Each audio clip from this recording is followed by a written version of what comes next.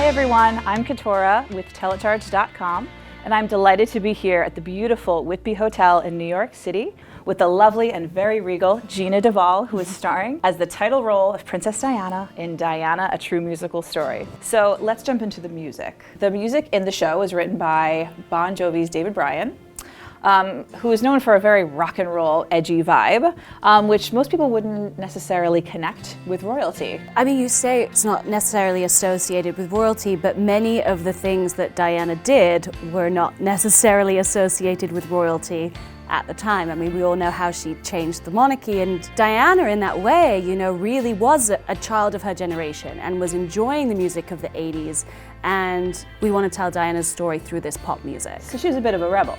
She was absolutely a rebel. Of course she was a rebel. But honestly, the music in the show is just phenomenal. I almost have to refrain from suddenly like being in a show, you know, because I want to almost like pull a microphone out and be like, because it feels, oh my gosh. The melodies are like soaring, it's exciting, it's energy. It's just, the music's fabulous. So Diana was such a fashion icon, and you have costumes created just for you by multi-award winner William Ivey Long. The first time I actually met William, he took me to his studio and he had pictures of Diana all over his walls with pieces of string tying looks together of where his thoughts were of, we'll do this piece and this piece.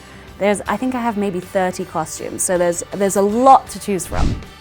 We drink a lot of tea in England. It's not just a stereotype. I'm not joking, I think I drank tea as water growing up. But being in New York, you do also like coffee. I've completely changed. I now only drink coffee. I mean, if my head is not spinning, I haven't had enough coffee for my day.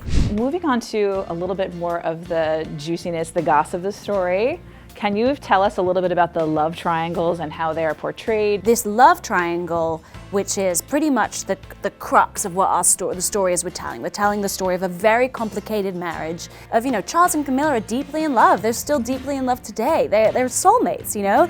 I think it's handled very delicately, and I think that doesn't mean we brush anything with a cheap brushstroke of this is the baddie and this is the goodie. It's truly an exploration of a very complicated marriage in a public forum, and this is an epic story.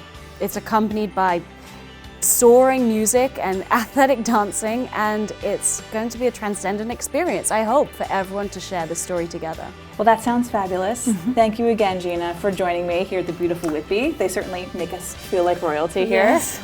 So make sure to get your tickets for Diana, opening at the Longacre Theater on Broadway this spring. Cheers.